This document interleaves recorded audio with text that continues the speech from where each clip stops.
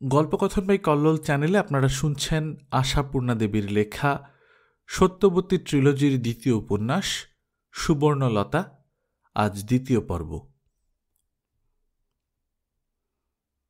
মুক্তকেশীর 4 ছেলে, সুবোধ, প্রবোধ, প্রভাস, প্রকাশ। বড় সুবোধ বাপ থাকতেই মানুষ হয়ে গিয়েছিল। বাপই নিজের অফিসে ঢুকিয়ে রেখে গিয়েছিলেন। কালক্রমে সেই মার্চেন্ট অফিসের বড়বাবুর পরবর্তী আসনটিতে এসে পৌঁছেছে সুবোধ। প্রকৃতপক্ষে তার টাকাতেই সংসার চলে। মেজ প্রবোধ এন্ট্রান্স পাশ করে অনেকদিন খেয়ে খেলিয়ে বেরিয়ে এই কিছুদিন হল এক বন্ধুর সঙ্গে মিলে একটা লোহা লক্করের ব্যবসা ফেঁদেছে। টাকাটা বন্ধুর, খাটুনিটা প্রবোধের। সেজ প্রভাস হচ্ছে বাড়ির মধ্যে সেরা বিদ্বান ছেলে। FA পাশ করে ফেলে সে ওকালতি পড়বে করছে।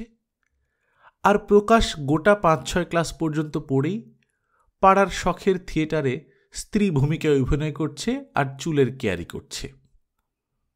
সুবর্ণর বিয়ের সময় সংসারের অবস্থা প্রায় এই ছিল। অনেকদিন পর্যন্ত সুবর্ণ এদের সকলের পুরো নাম জানত না। শুভ, পেব, পেভা, পেকা এই ছিল মুক্তকেশীর সম্বোধনের ভাষা। ছোট ননদ বিরাজকে ডেকে একদিন ধরে বসল সুবর্ণ। তোমাদের সব নাম কি বলো তো শুনি? মা তো তোমায় রাজু রাজু করেন। রাজবালা বুঝি? শোনো কথা, রাজু অবাক হয়ে বলে। এতদিন বিয়ে হয়েছে, শ্বশুরবাড়ির লোককে নাম জানো না? মেজদা বলেনি? সত্যি বলতে রাজুর মেজদাকে কোনোদিন একথা জিজ্ঞেসও করেনি সুবর্ণ। মনেও পড়েনি জিজ্ঞেস করতে। এখনই হঠাৎ মনে পড়ল, জিজ্ঞেস করে বসল। কিন্তু সে কথা না ভেঙে সুবর্ণ ঠোঁট উল্টে বলে, তোমার মেজদাকে জিজ্ঞেস করতে আমার দায় পড়েছে। তুমি রয়েছ হাতের কাছে, অন্যের খোসামত করতে যাব কেন? বয়সে 3 বছরের ছোট ননদকেও এই তোয়াজটুকু করে নেয় সুবর্ণ। রাজু অবশ্য তাতে প্রীতই হয়। আঙুল গুনে বলে, বড়দির নাম হচ্ছে সুশীলা, মেজদির নাম সুবালা, শেষদি হচ্ছে সুরাজ আর আমি বিরাজ, আর দাদাদের নাম হচ্ছে। মহোৎসাহী গল্প হচ্ছিল ননদ ভাজে। হঠাৎ সমস্ত পরিস্থিতিটাই গেল বদলে। বিরাজ রেগে ঠরঠরিয়ে উঠে গেল এবং তৎক্ষণাৎ মেজ বউয়ের দুঃসাহসিক স্পর্ধার কথা সারা বাড়িতে ছড়িয়ে পড়ল। ভাসুর দেওরদের নাম নিয়ে তামাশা করেছে সুবর্ণ, ননদের নাম নিয়ে ভেঙিয়েছে।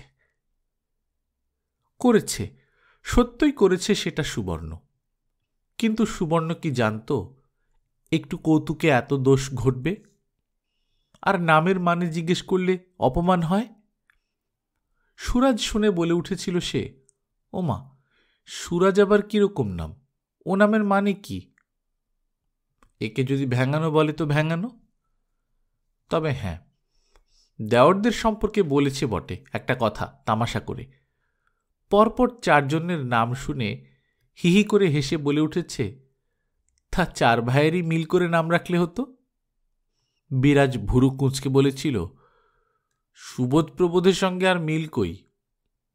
সুবর্ণ হেসে কুটি কুটি হয়েছিল। কেন, অবোধ নির্বোধ? সঙ্গে সঙ্গে ঠিকরে উঠেছিল বিরাজ। বয়সের থেকে অনেকখানি জোরালো ঝংকার দিয়ে বলেছিল, এত আসপদ্দা তোমার মেজে বউ? শেষদা ছোটদাকে তুমি নির্বুদ্ধি বলতে সাহস পাও? রোসো, মাকে বলে দিয়ে আসছি। মাকে বলে দেওয়ার নামে অবশ্য সুবর্ণর মুখটা শুকিয়ে গিয়েছিল। ব্যস্ত হয়ে ওর হাত চেপে ধরে বলেছিল, ওমা, তুমি রাগ করছো কেন ভাই?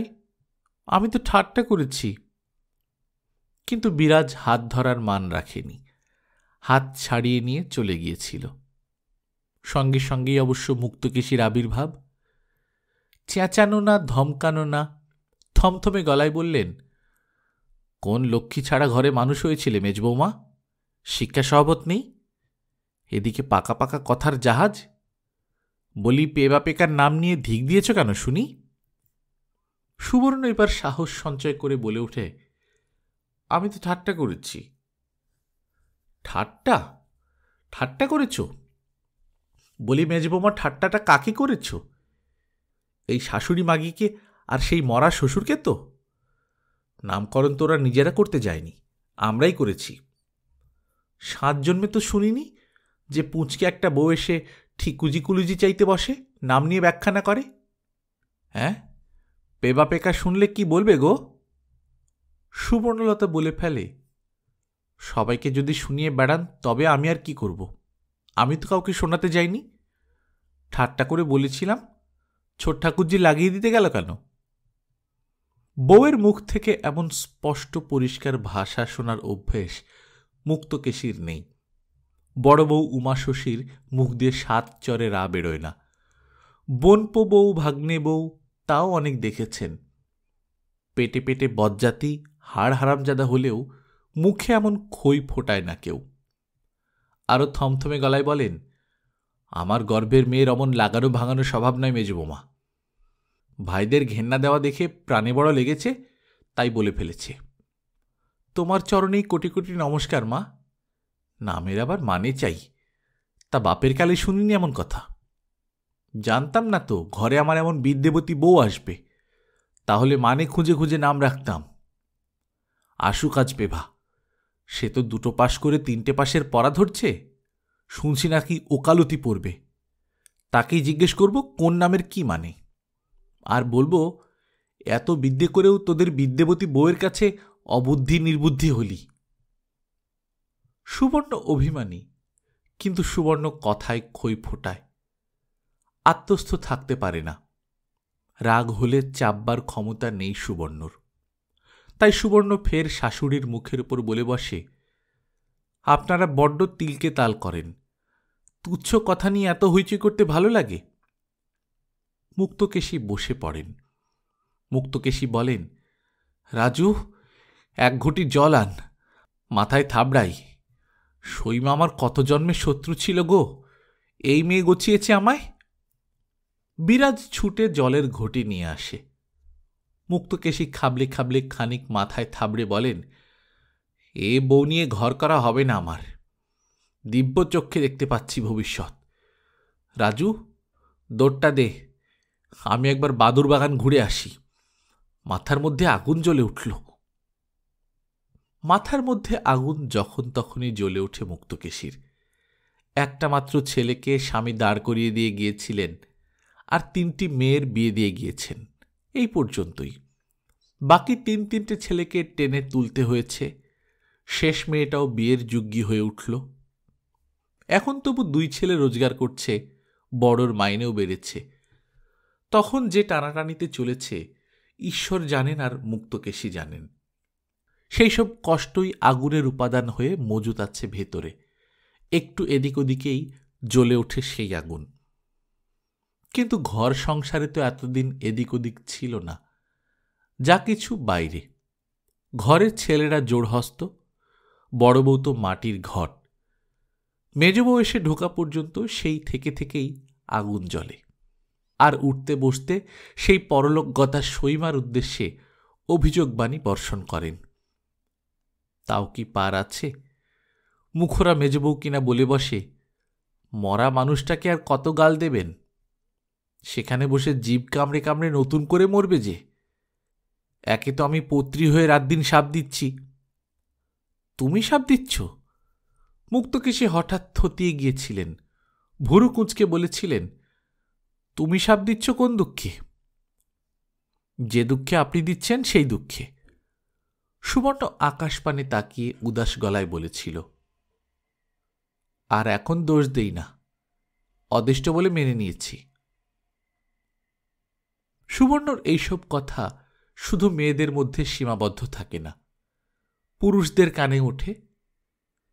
মুক্তকেশী ওঠান, রোজ একবার করে হাত জোড় করে সংসার থেকে ছুটি চান। শুনে মুক্তকেশীর বড় ছেলে মাঝে মাঝেই বলে, তোমরাই বা মেজ বৌমাকে অত ঘাঁটাও কেন বুঝি না? বুঝতেই তো পারো একটু তেজি প্রকৃতির আছেন উনি। কিন্তু মেজ সেজ ছোট এই মারে তো এই কাটে করে ওঠে। বয়সে বড় দেবরদের সঙ্গে মুখোমুখি কথা কওয়া চলে না, তাই দেবররা একতরফা গর্জন করে, মাকে অপমান, ভেবেছেন কি মেজবউ? মেজদার যাই রাজা দশরথের অবস্থা তাই পার পেয়ে যাচ্ছেন। আর কেউ হলে অমন পরিবারের মুখ জুতিয়ে ছেড়ে দিত। তেজি প্রকৃতির আছেন উনি বলে তো দাদা তুমি দিব্যি আশকারা দিলে। বলি মার অপমানটা গায়ে বাজল না তোমার? সুবোধ সহাস্যে বলে, আহা, এক ফোঁটা মেয়ের কথায় মার আবার অপমান কিসের? গ্রাহ্য করেন কেন? কিন্তু প্রবোধ থাকলে দাদার বদলে ছোট ভাইদের সমর্থন করে, বলে দিয়ে আসতে হবে একদিন বিদায় করে। বলে, তবে গলাটা একটু নামিয়ে বলে, বউকে নেহাত চটিয়ে রাখলে অসুবিধে আছে। বউ বিগড়লে নিজের স্বভাব চরিত্র ভালো রাখতে পারা যাবে কি বিগড়ে বসবে কে বলতে পারে? পুরুষ মানুষ তো। বাদুরবাগান মুক্তকেশীর সমবয়সী মাসতুতু বোন হেমাঙ্গিনীর বাড়ি। মাথা গরম হয়ে উঠলেই এখানে চলে আসেন মুক্তকেশী, কারণ হেমার কথাবার্তা প্রাণ জুড়োনো। হেমার কাছে জল উঁচু তো জল উঁচু, জল নিচু তো জল নিচু। মুক্তকেশী যদি বলেন, আমার বড় বউটার মতো ভালো মানুষ আর হয় না, হেমা বলেন, তার বলতে বউ দেখলে চোখ জুড়োয়। মুক্তকেশী যদি বলেন, আমার বড় বউটার মতো বোকা আর ত্রিভুবনে নেই, হেমা বলেন, তা যা বলেছ দেখছি তো সব। তুই যাই তাই ওই বোকাকে নিয়ে ঘর করছিস। তবে মুক্তকেশীর মেজ বউ সম্পর্কে সুর ফেরতা করতে হয় না কখনো হেমাকে। সব সময়ই বলা চলে, সত্যি মুক্ত, কি করে যে তুই ওই বউ নিয়ে ঘর করছিস? মুক্তকেশী কপালে করাঘাত করে বলেন, উপায়?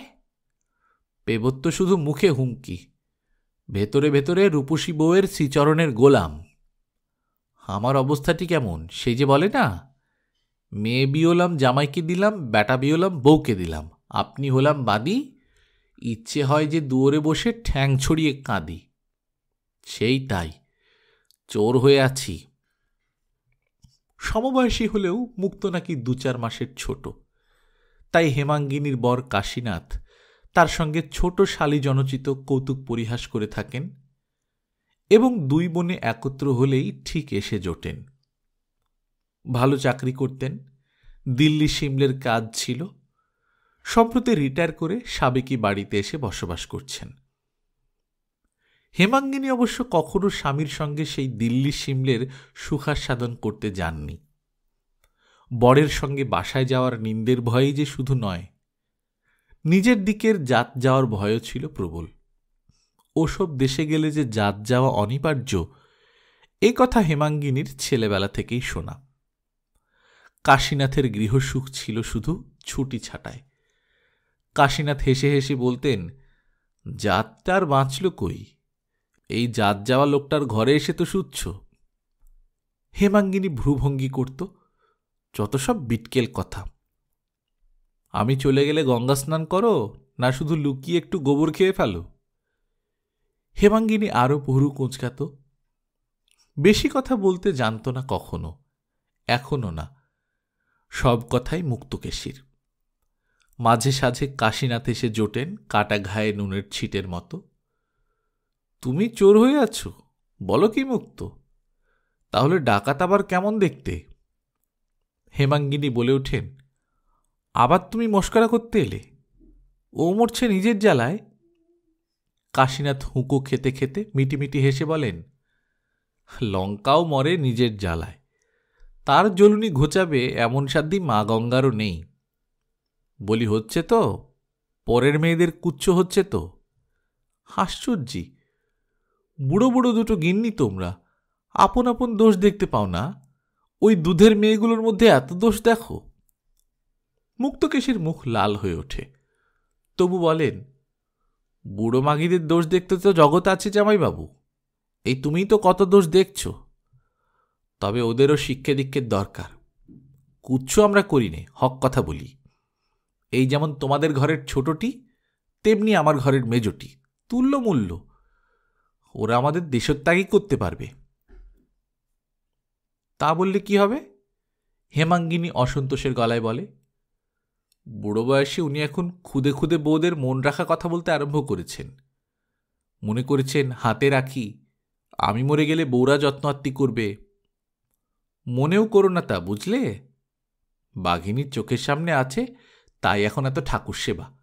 মরি একবার, তখন দেখো, বলবে ভালো আপদ হয়েছে, ঘাড় একটা বুড়ো শ্বশুর। কাশীনাথ হেসে ওঠেন। বালাই বালাই, তুমি মরবে আর আমি জিন্দা থেকে সেই দৃশ্য দেখব? ছি, তুমি 2-10 দিন মুক্তোর মতন মাথা মুড়িয়ে হাত ন্যাড়া করে স্বাধীনতার সুখটা ভোগ করে নাও। বৈধব্য কালটাই তো মেয়ে মানুষের আসল সুখের কাল গো। তাতে আবার যদি বয়সকালটা একটু ভাঁটিয়ে আসে, কার সাধ্যি হক কথা বলে? জামাইবাবুর যেমন কথা। মুক্তকেশী কোপ প্রকাশ করেন। কাশীনাথ দমেন না, বলেন, হক কথা কও ভাই মুক্ত। ভাইরা ভাই যখন বেঁচে ছিল, এত পা ছিল তোমার, এত স্বাধীনতা? এইরকম হাড় জ্বালানো কথাবার্তা কাশীনাথের, কিন্তু শুনতেই হয়। উপায় কি? হেমা যে তার প্রাণের সখী, হেমার সঙ্গেই যত সলা পরামর্শ। শিষ্যাও বটে। বউদের কিসে জব্দ রাখতে হয় আর ছেলেদের কি করে বশে রাখতে হয়, সে বিদ্যা কৌশল মুক্তকেশী শেখান হেমাঙ্গিনীকে। আজ কিন্তু মুক্তকেশী পরামর্শ চান। ওই বেহেড বউকে কি করে দাবে আনি বল দেখি হেমা। হেমাঙ্গিনীরও বোধ করি হঠাৎ গুরুর পোস্ট পেয়ে বুদ্ধি খুলে যায়। গলা নামিয়ে ফিসফিস করে বলেন, দাবে আনা যায় ভাতে মারলে, বরের সোহাগেই তো ধরাখানা সরাখানা। তুমি একটা কোনো কৌশল করে ছেলেকে নিজের কাছে নিয়ে শুবে, দেখো 2 দিনে হিট হয়ে যাবে। মুক্তকেশীর কৌশলটা মনোপুত হয়, কিন্তু সম্ভব মনে হয় না। বলেন, ছোঁড়া যে তাহলে বুক ফেটে মরবে।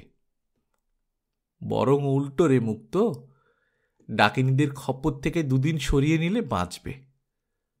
তুই একটা বানানো কথা বল, বল যে স্বপ্নে দেখলাম তোর সময় খারাপ আসছে, মাতৃমন্তর জপলে আর মায়ের আওতায় থাকলে তবেই রক্ষে। তবেই রক্ষে, বুঝলে বড় বৌমা?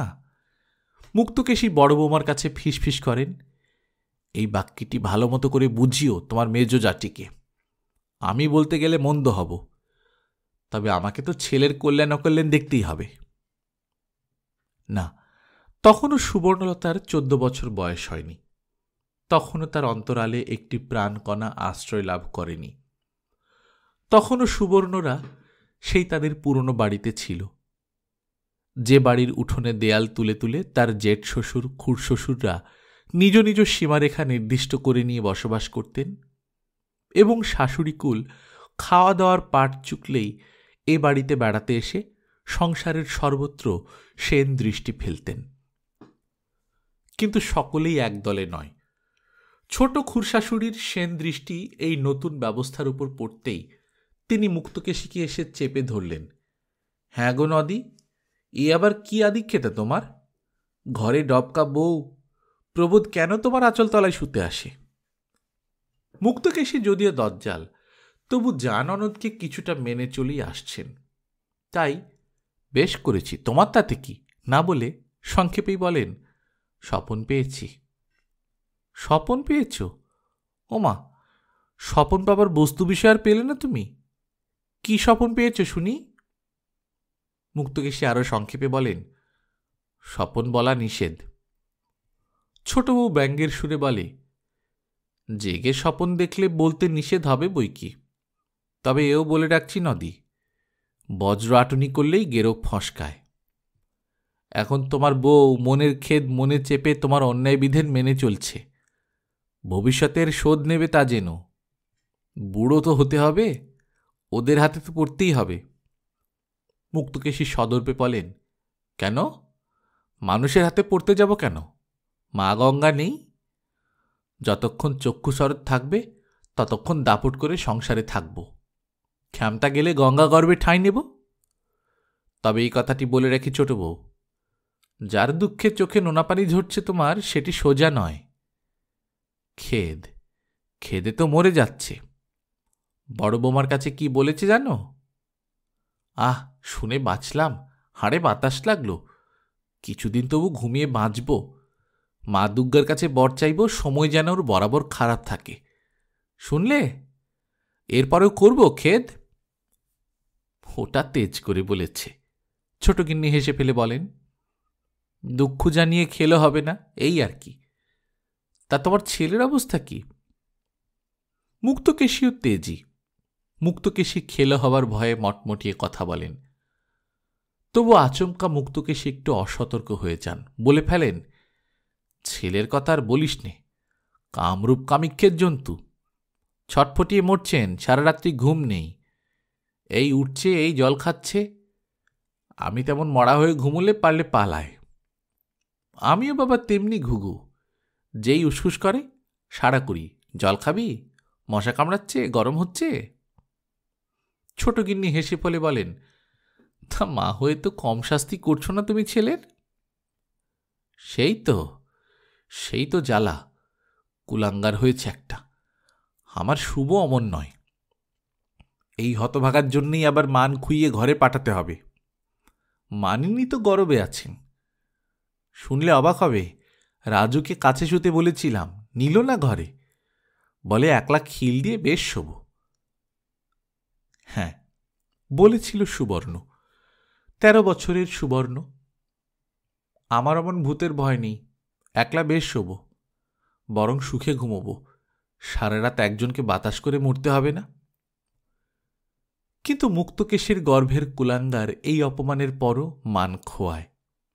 আড়ালে আবডালে হাত ধরতে আসে, বলে, তোমার প্রাণে কি এক ফোঁটা মায়া মমতা নেই মেজবো? ফাঁদে ফন্দিতে একবার দেখা করতেও ইচ্ছে হয় না? সুবর্ণ হাত ধরতে না দিয়ে বলে, কেন, দেখছি না নাকি? সর্বদাই তো দেখতে পাচ্ছি। আহা, সে দেখাবার দেখা, রাতেই না হয় ঘরে আসা বারণ, অন্য সময় একটু দেখা করতে দোষ কি? আমার অত স্বাদ নেই। ভারী নির্মায়িক তো তুমি। হ্যাঁ, আর তোমাদের সবাই তো খুব মায়াবান। আহা, মায়ের একটা কারণ ঘটেছে তাই। আমিও তো তাই বলছি, তুমিই হাঁপাচ্ছ। হাঁপাচ্ছি সাধে মেজব? মানুষের কলজে আছে তাই হাঁপাচ্ছি। আমার তবে নেই সে কলজে, হলো তো? দোহাই তোমার, কাল দুপুরে একটিবার যেন চিলেকোঠার ঘরে দেখা পাই। দুপুরে? আপিস নেই? আপিস পালিয়ে চলে আসতে হবে, উপায় কি? তোমার মাথা খারাপ বলে তো আর আমার মাথা খারাপ হয়নি। ও আচ্ছা, তার মানে স্বামীর প্রতি মন নেই? তার মানে মনে অন্য চিন্তা? বেশ, আমিও পুরুষ মানুষ। শুনে বাঁচলাম, মাঝে মাঝে সন্দেহ হয় কি না। প্রবোধ ক্রুদ্ধ স্বরে বলে, এইটুকু বয়সে এত কথা শিখলি কি করে বলো তো? কি জানি। হঠাৎ দালানে কার ছায়া পড়ে। প্রবোধ তাড়াতাড়ি চলে যেতে যেতে বলে, আচ্ছা থাক, ঝগড়া থাক, দোহাই তোমার, মনে থাকে যেন কাল দুপুরে চিলেকোঠার ঘরে। আপিস পালিয়ে এসে যেন হতাশ না হই। কিন্তু আশা কি পূর্ণ হয়েছিল প্রবোধের? চিলেকোঠার ঘরে কি এসেছিল সুবর্ণ? হ্যাঁ, এসেছিল সুবর্ণ সেই চিলেকোঠার ঘরে। যখন সংসারের সব পাট চুকিয়ে মুক্তকেশী নিত্য নিয়মে দ্বীপ্রাহরিক পাড়া বেড়ানোয় বেরিয়েছেন, উমা শশী গেছে ছেলে ঘুম পাড়ানোর ছুতোয় একটু গা গড়িয়ে নিতে, খুদু আঁশ নিরামিষ দুপ্রস্থের বাসনের পাহাড় নিয়ে উঠোনে বসেছে গুছিয়ে, তখন এই নিরিবিলির অবসরে পা টিপে টিপে সিঁড়িতে এলো সুবর্ণ। আরও পা টিপে টিপে সিঁড়ি উঠতে লাগল অভিসারের ভঙ্গিতে পায়ের মল খুলে রেখে। কিন্তু পায়ের মল কি একা সুবর্ণই খুলেছিল? তা যেই খুলুক, প্রবোধের সেটা জানার কথা নয়। প্রবোধ তাই প্রতি মুহূর্তে একটি মলের রুনুঝুনুর অপেক্ষায় উৎকর্ণ হয়ে ক্রমশ হতাশ হচ্ছে, ক্রুদ্ধ হচ্ছে, ক্ষিপ্ত হচ্ছে। গরমে গলগলিয়ে ঘাম ঝরছে, মশার কামড়ে আরও গা ফুলে উঠেছে, নিজের হাতের চড় খেয়ে খেয়ে গায়ে ব্যথা হবার জোগাড়। তবু বেরিয়ে পড়বার উপায় নেই, কারণ আশা ছলনাময়ী। তাছাড়া বেরোবেই বা কোন লজ্জায়? ও যে আজ অফিস পালিয়েছে সেটা তো আর ঢাক পিটিয়ে লোক জানাজানি করবার কথা নয়। অফিস পালানো বলে পালানো, প্রায় ছেলেবেলার স্কুল পালানোর মতোই কাণ্ড করে বসেছে। দাদার সঙ্গে পাশাপাশি বসে ভাত খেয়ে, দাদার সঙ্গে একসঙ্গে বেরিয়ে, দাদার চোখে ধুলো দিয়ে ফিরে এসেছে। ধুলো দেওয়ার সুবিধেও আছে। প্রবোধ যায় ট্রামে আর সুবোধ যায় শেয়ারের ঘোড়ার গাড়িতে। মোড়ের মাথায় ছাড়াছাড়ি হয়ই। দাদাকে দেখিয়ে ট্রামে ওঠে, একটু পরে টুপ করে নেমে আসে গুটি গুটি বাড়ি পানে। এ সময় কারো সঙ্গে দেখা হয়ে যাবার ভয় কম, কারণ পাড়া ঝেঁটিয়েই তো সব পুরুষ জাতিরা অফিস স্কুলে চলে গেছে। মেয়ে মানুষরা তো আর রাস্তায় বেরোচ্ছে না যে দেখে ফেলবে। তবু যদি কারো বাড়ির ঝি চাকর কিংবা স্বয়ং খুদুর সঙ্গেই দেখা হয়ে যায়, কোন কথাটা বলে মান রক্ষা করবে সেটা তৈরি করেই রেখেছে। বলবে, ওরে বাবারে, পেটের মধ্যেটা এমন মোচড় দিয়ে উঠল, মাঝপথে ফিরে আসতে হলো। না, এর থেকে সভ্য কোনো মিথ্যে কথা বানাতে পারেনি সুবর্ণলতার স্বামী। কিন্তু বিধি তখনও পর্যন্ত তার প্রতি সদয়, তাই কোনো চেনা মুখের সঙ্গে মুখোমুখি হতে হলো না প্রবোধচন্দ্রকে। অবশ্যই সদর দৌড় দিয়েও ঢোকেনি সে। কি জানি, দৈব দুর্বিপাকে যদি আজই মুক্তকেশী এতবেলায় গঙ্গা স্নানে যান। হ্যাঁ, নিত্য গঙ্গা স্নানের পূর্ণ অর্জন করে চলেছেন মুক্তকেশী বিধবা হয়ে পর্যন্ত। বিরাজ তখনও নিতান্ত শিশু। তত্রাচ মুক্তকেশী বৈধব্য ঘটবার সঙ্গে সঙ্গেই বৈধব্যের সর্ববিধ শুচিতা এবং কঠোরতা পালন করে আসছেন। চুল কেটেছেন, হাত শুধু করেছেন, পান ছেড়েছেন, রাত্রে আচমনি খাদ্য ছেড়েছেন, ইত্যাদি ইত্যাদি। ছেলেদের অফিসে পাঠিয়ে মুক্তকেশী ঘটি গামছা নিয়ে বেরিয়ে পড়েন। সে আন্দাজে বেরিয়ে গেছেন, কিন্তু কে বলতে পারে প্রবোধের ভাগ্যেই আজ। পাশের ওই মেথর আসার গলি দিয়ে ঢুকে পড়লে আর কোনো ভয় নেই। মুক্তকেশী এর ধারে কাছেও উঁকি দেন না কোনোদিন। প্রবোধ, সে তো 2.5 পা বাড়ালেই শুদ্ধ। 2.5 পায়ের কসরত ছেলেবেলা থেকেই অভ্যেস করা আছে মুক্তকেশীর ছেলেদের। অতএব প্রবোধ নিষ্কণ্টকে বাড়ি ঢুকে এদিক ওদিক তাকিয়ে ঝপ করে ছাদের সিঁড়ি ধরেছে। ধরেছে মানেই মরেছে। সেই বেলা 11টা থেকে এই বেলা 2:30। চিলেকোঠার এই ঘরটাতেই কি জমাতে হয় সংসারের যাবতীয় ওঁচা মাল? পায়া ভাঙা চৌকি, কল ভাঙা তোরঙ্গ, ডালা ভাঙা হাত বাক্স, এসব ছাড়াও ছেঁড়া মশারি, পুরনো কাঁথা, বাতিল তোষক, ফুটো ঘড়া, কাঁচ ফাটা ছবির ফ্রেম, কি আছে আর কি নেই।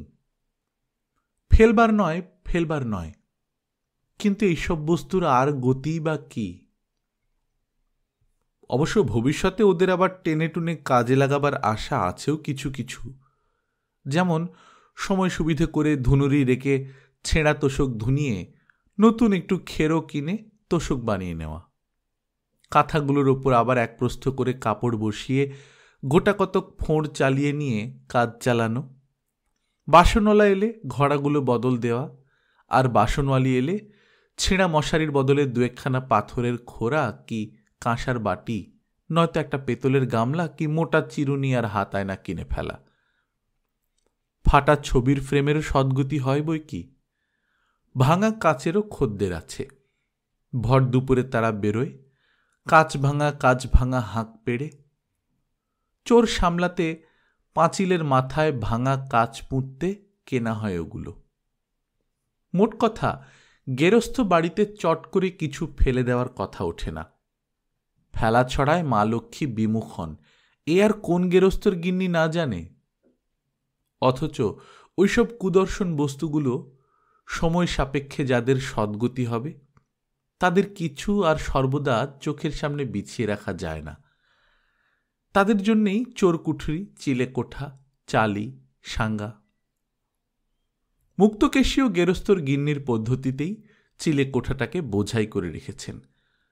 কোনো একদিন এই ঘরে তার আদরের পুত্ররত্ন পেবো এসে বসে মশার কামড় খাবে আর নিজের গালে নিজে চড়াবে, এ কথা মুক্তকেশীর স্বপ্নেরও অগোচর, অথচ সেটাই ঘটছে।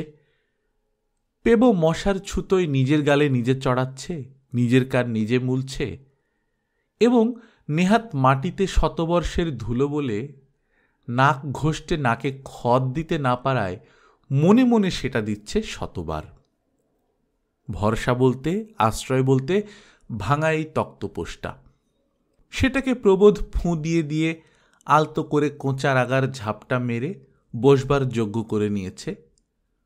সুবর্ণলতাকে নিয়ে যদি দুদণ্ড বসতে হয় এখানে, বিরহ জ্বালা মেটাতে চৌকির ক্যাঁচকোঁচ শব্দটা নিয়ে না মুশকিলে পড়তে হয়, এই ভাবনাতেই ছিল প্রথম দিকে। সেটা ক্রমশ চলে গেছে। এখন শুধু ভাবনা সুবর্ণ এলে কি কি কটু কথায় মনের ঝাল মেটাবে। কি ভেবেছে সে নিজেকে? মহারানী?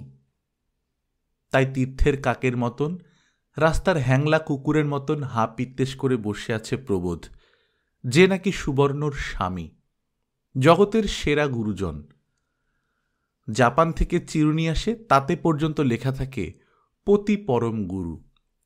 তার মানে তাদের দেশের মেয়েরাও এই উপদেশ শিরোধার্য করে। আর সুবর্ণ হিন্দুর মেয়ে হয়ে, বাঙালির মেয়ে হয়ে এই কষ্টটা দিচ্ছে স্বামীকে। প্রবোধ পারে না অমন পরিবারকে ত্যাগ করে দিতে? একবার যদি মায়ের কাছে মুখের কথাটি খসায় প্রবোধ, যদি বলে, তোমার মেজবউ তোমারই থাক মা, আমার দরকার নেই, আমার জন্য চিমটে আছে, লোটা আছে, গেরিমাটি আছে, মা দূর দূর করে বিদায় করে দেবে না অমন অলক্ষী বউকে? আর ছেলেকে ঘরবাসী করতে নতুন করে মেয়ে দেখে বিয়ে দেবে না? ভেবে দেখে না এইসব গরবিনী দেমাকি? নাকি ভাবে প্রবোধের আর বউ জুটবে না?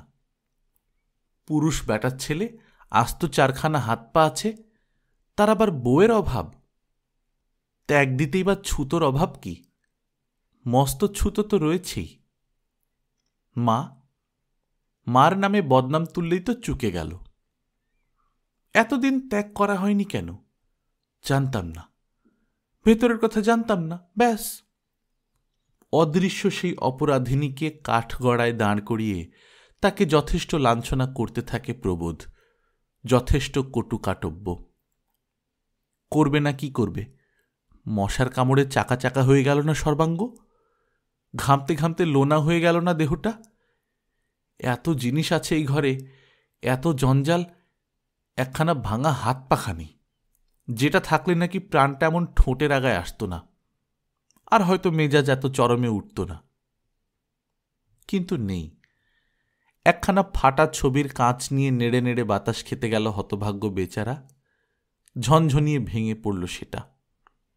লাভের মধ্যে কাঁচের টুকরোর বিভীষিকা ছড়িয়ে রইল চৌকির ওপর। লক্ষ্মী ছাড়া মেয়ে মানুষটা আসুক একবার, আগে এই কাঁচগুলোর ব্যবস্থা করিয়ে তবে অন্য কাজ। রাখতে রাখতে হঠাৎ এক সময় চোখে জলই এসে যায় প্রবোধের। শুধু কি ওই পাঁজি মেয়ে মানুষটা? নিজের মা তার শত্রু নয়, গর্ভধারিণী মা।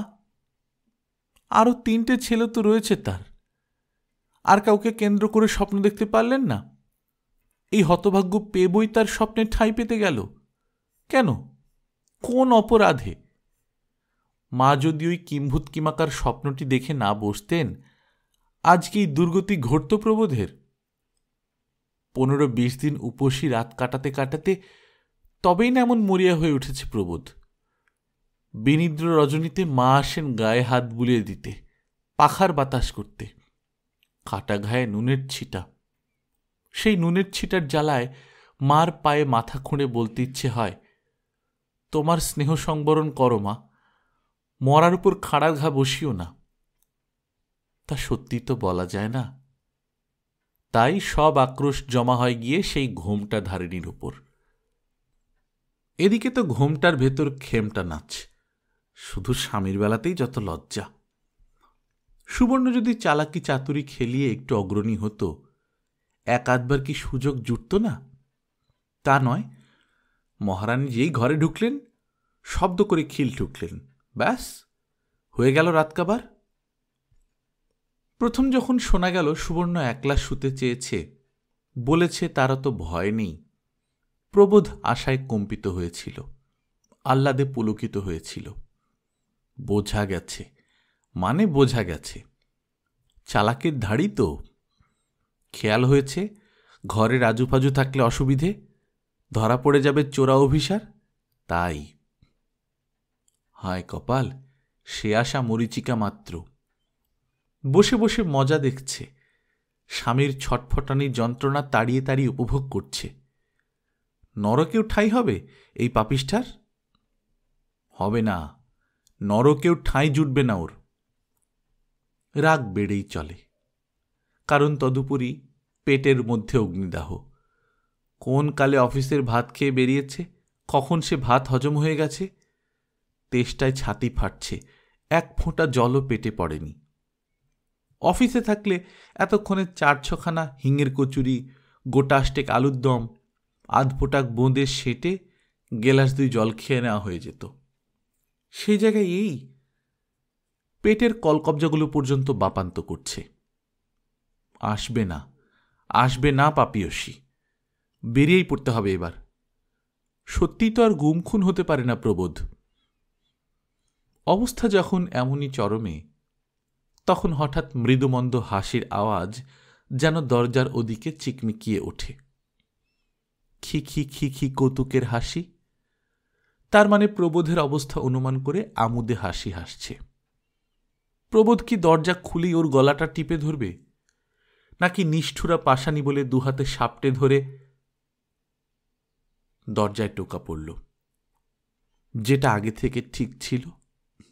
প্রবোধ খিল বন্ধ করে বসে থাকবে, সুবর্ণ এসে 3টি টোকা দিবে, কারণ দৈবাত যদি অন্য কেউ এসে দৌড় ঠেলে, তার থেকে সাংকেতিক ব্যবস্থা করে রাখাই ভালো।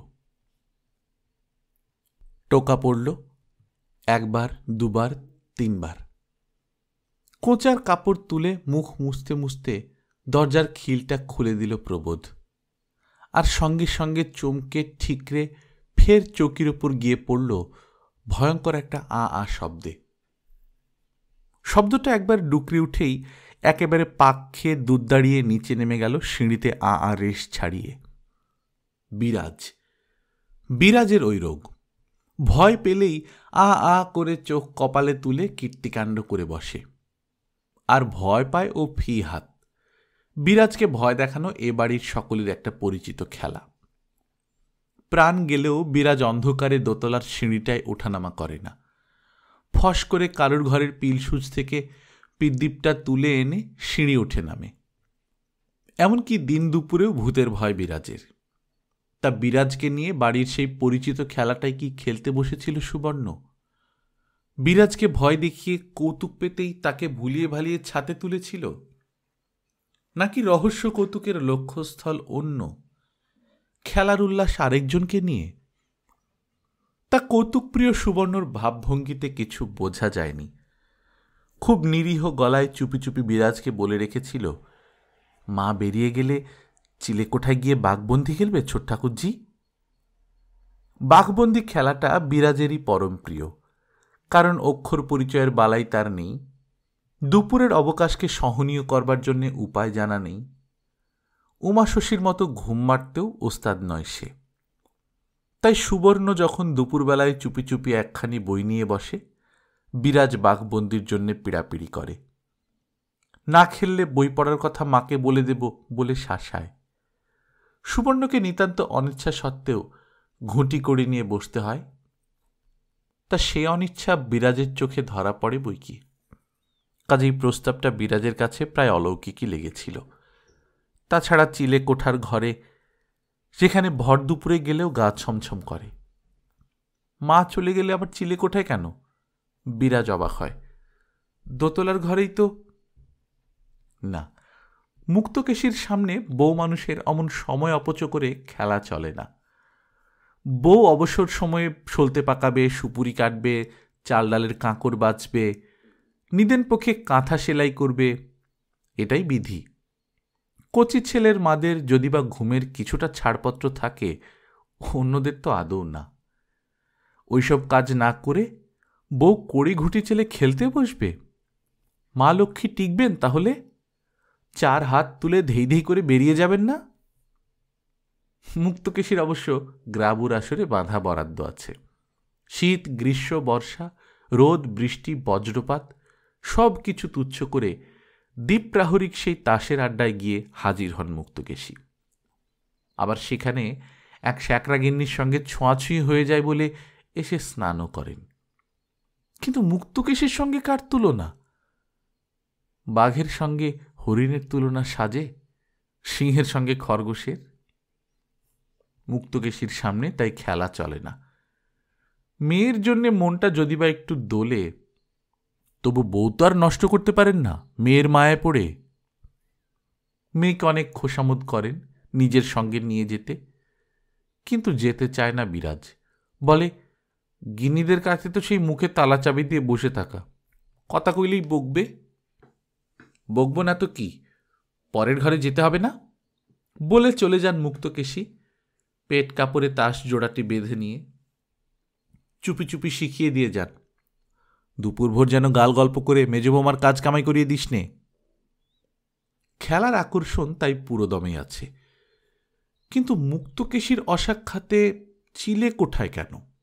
সুবর্ণ বলে, আছে মজা, গেলেই দেখতে পাবে। বলোই না ছাই, কুলের আচার সরিয়ে জমা করে রেখে এসেছে বুঝি? হুম, তবে বলবো কেন? বলছি তো গেলেই দেখতে পাবে।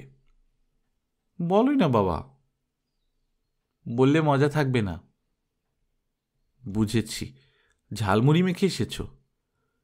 সুবর্ণ কৌতুকে ফেটে পড়ে বলে, ধরে নাও তাই।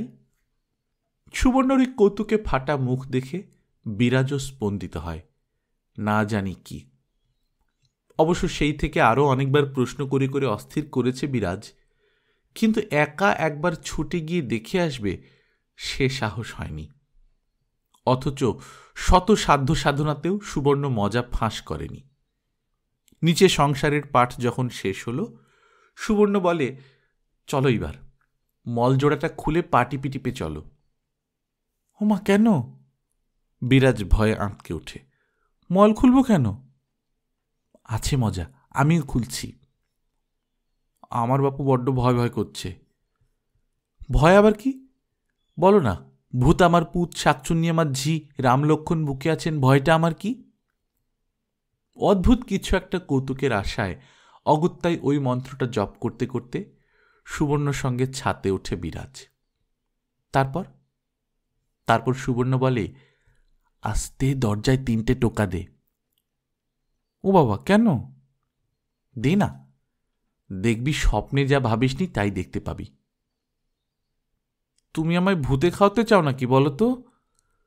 সুবর্ণ এবার উদাস হয়। বেশ, সে সন্দেহ যদি তোমার থাকে তো দিও না টোকা। এতদিন আমাকে দেখে শুনে এত অবিশ্বাস আমার উপর? বিরাজ লজ্জিত হয়।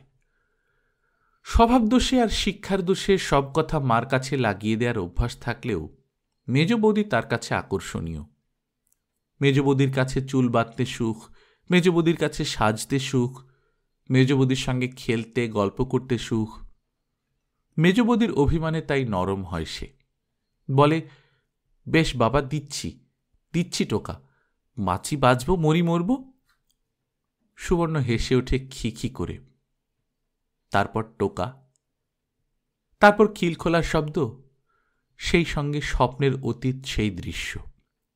যে মেজদা ভাত খেয়ে অফিস চলে গেছে, সেই মেজদা খিল খুলে দিল ছাতের দরজার।